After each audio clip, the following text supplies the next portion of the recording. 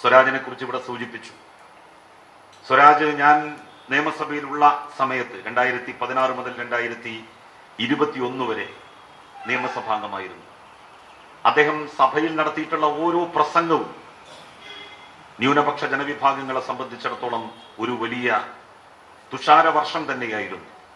1921 മലബാർ കലാപത്തെ സംബന്ധിച്ച് കോൺഗ്രസിനുള്ള അഭിപ്രായം അദ്ദേഹം ശക്തമായി രേഖപ്പെടുത്തിക്കൊണ്ട് വളരെ ശക്തമായ രൂപത്തിൽ തന്നെ അദ്ദേഹം അതിന്റെ സത്യാവസ്ഥ വെളിപ്പെടുത്തുകയുണ്ടായി.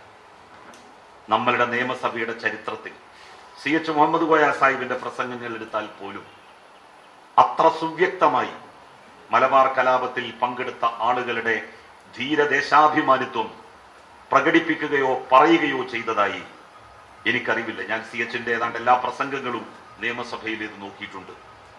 പക്ഷേ സ്വരാജ് സംസാരിച്ചതുപോലെ, സ്വരാജ് പ്രസംഗിച്ചതുപോലെ ആലി മുസ്ലിയാരെ കുറിച്ചും വാരിയംകുന്നത്ത് കുഞ്ഞഹമ്മദ് ഹാജിയെ കുറിച്ചും ചെമ്പ്രശ്ശേരി തങ്ങളെ കുറിച്ചും മഖാമുകളെ കുറിച്ചും മറ്റൊരു പ്രസംഗകനും സഭയിൽ പറഞ്ഞിട്ടില്ല. സഭയിൽ ഒരു പ്രസംഗം നടത്തുക എന്ന് പറഞ്ഞാൽ മൈതാന പ്രസംഗം നടത്തി പോകുന്നത് പോലെ അല്ല. അത് ചരിത്രത്തിൽ രേഖപ്പെടുത്തപ്പെടും. എന്നും അത് ആർക്ക് വേണമെങ്കിലും വായിച്ചെടുക്കാം. അപ്പൊ സ്വരാജ് എന്ന് പറയുന്ന CPIM-ന്റെ നേതാവ് മലബാർ കലാപത്തെ സംബന്ധിച്ചും കലാപ നേതാക്കളെ കുറിച്ചും പറഞ്ഞ വാക്കുകൾ, ന്യൂനപക്ഷങ്ങളെ കുറിച്ച്, മുസ്ലിം ചരിത്രം അവഗണിക്കുന്നതിനെ കുറിച്ച്, അതില്ലാതാക്കുന്നതിനെ കുറിച്ച് ഒക്കെ പറഞ്ഞിട്ടുള്ള കാര്യങ്ങൾ സുവ്യക്തമാണ്. എന്തിനധികം പറയുന്നു, ഇടതുപക്ഷ ജനാധിപത്യ മുന്നണിയുടെ തെരഞ്ഞെടുപ്പ് പ്രചരണ കൺവെൻഷൻ നിലമ്പൂരിൽ വെച്ച് നടന്നു. എല്ലാ സ്ഥാനാർത്ഥികളുടേതും നടന്നു.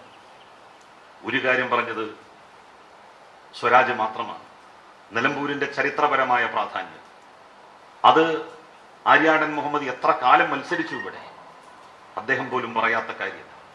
മലയാള രാജ്യം എന്ന് പറയുന്ന നാട്, രാജ്യം ബ്രിട്ടീഷുകാർക്കെതിരായി വാരിയംകുന്നത്ത് കുഞ്ഞഹമ്മദ് ഹാജി ഉണ്ടാക്കിയപ്പോൾ ആ രാജ്യത്തിന്റെ തലസ്ഥാനമായി അദ്ദേഹം പ്രഖ്യാപിച്ചത് ഈ നിലമ്പൂരാണ് എന്ന് പറഞ്ഞുകൊണ്ടാണ് സ്വരാജ് തന്റെ പ്രസംഗം അവസാനിപ്പിക്കുന്നത്.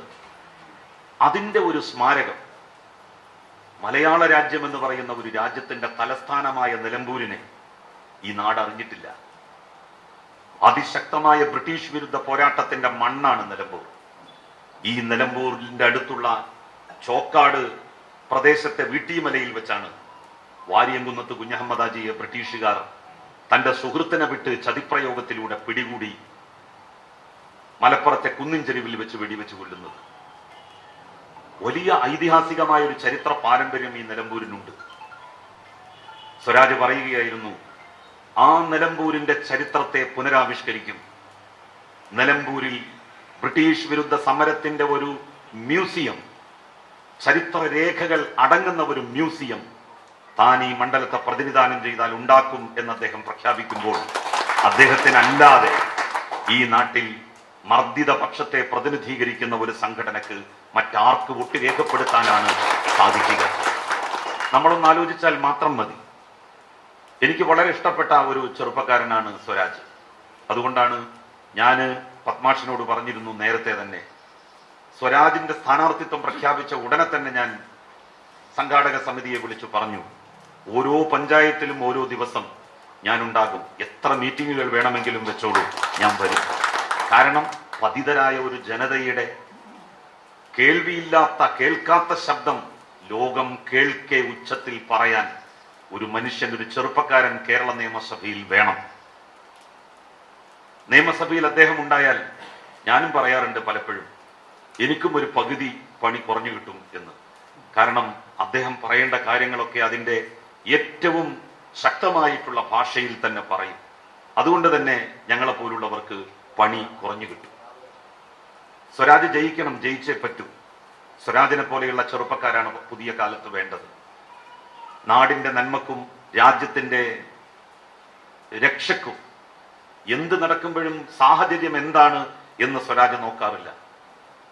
യുദ്ധം നടക്കുമ്പോൾ പോലും യുദ്ധത്തിനെതിരായി സംസാരിക്കാൻ തന്റെ ഇടം കാണിച്ച ചെറുപ്പക്കാരൻ, ഈ യുദ്ധം കൊണ്ട് ആർക്കാണ് നഷ്ടം എന്ന് ഉറക്കെ പറയുന്ന ചെറുപ്പക്കാരൻ, സ്ത്രീകൾക്കും കുട്ടികൾക്കും സാധാരണക്കാരായ മനുഷ്യർക്കും യുദ്ധങ്ങൾ വരുത്തിവെക്കുന്ന ദുരന്തങ്ങളെക്കുറിച്ച് മുന്നറിയിപ്പ് നൽകുന്ന ചെറുപ്പക്കാരൻ, പുതിയ കാലത്ത് ഏറ്റവും കൂടുതൽ ഊർജ്ജസ്വലമായി നിൽക്കേണ്ട സാന്നിധ്യം അത്തരം ചെറുപ്പക്കാരുടേതാണ്.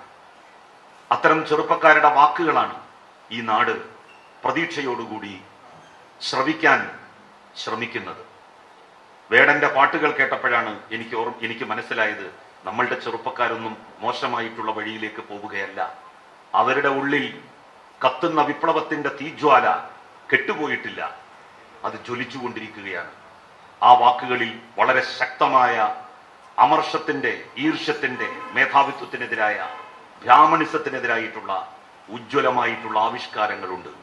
അത് കേൾക്കാനാണ് ആയിരക്കണക്കിന്, പതിനായിരക്കണക്കിന് ചെറുപ്പക്കാർ തടിച്ചുകൂടുന്നത്. ആ ചെറുപ്പക്കാരെ നമ്മൾ അണ്ടർ എസ്റ്റിമേറ്റ് ചെയ്യരുത്. നമ്മളെക്കാൾ രാഷ്ട്രീയ ബോധമുള്ളവരാണ് പുതിയ വളർന്നു വരുന്ന തലമുറ എന്നുള്ളതിൽ നമുക്ക് അഭിമാനിക്കാം. അവിടെയാണ് നമ്മൾ ചെറുപ്പക്കാരുടെ പുതിയ ബോധത്തെ സംബന്ധിച്ച്, അവരുടെ രാഷ്ട്രീയ ചിന്തകളെ സംബന്ധിച്ച് അഭിമാനം കൊള്ളേണ്ടത് എന്ന് സാന്ദർഭികമായി സൂചിപ്പിക്കുന്നു. ഒരിക്കൽ കൂടി ഇടതുപക്ഷ ജനാധിപത്യ മുന്നണിയുടെ സ്ഥാനാർത്ഥി അഡ്വക്കേറ്റ് എം സ്വരാജിന് വോട്ട് രേഖപ്പെടുത്തുവാനുള്ള PDPയുടെ തീരുമാനത്തെ മുക്തകണ്ഠം പ്രശംസിക്കുകയും നിങ്ങളെ എല്ലാവരെയും അതിന്റെ പേരിൽ അഭിവാദ്യം ചെയ്യുകയും ചെയ്തുകൊണ്ട് ഞാൻ എന്റെ വാക്കുകൾ അവസാനിപ്പിക്കുന്നു. PDPയുടെ നേതൃത്വത്തെ, PDPയുടെ ഈ നിയോജക മണ്ഡലത്തിലെ ഓരോ പ്രതിനിധിയെയും LDFന്റെ തെരഞ്ഞെടുപ്പ് കമ്മിറ്റിക്ക് വേണ്ടി അനുമോദിക്കുകയും അവരെ പ്രശംസിക്കുകയും ചെയ്തുകൊണ്ട് എന്റെ വാക്കുകൾ അവസാനിപ്പിക്കുന്നു. നന്ദി, നമസ്കാരം.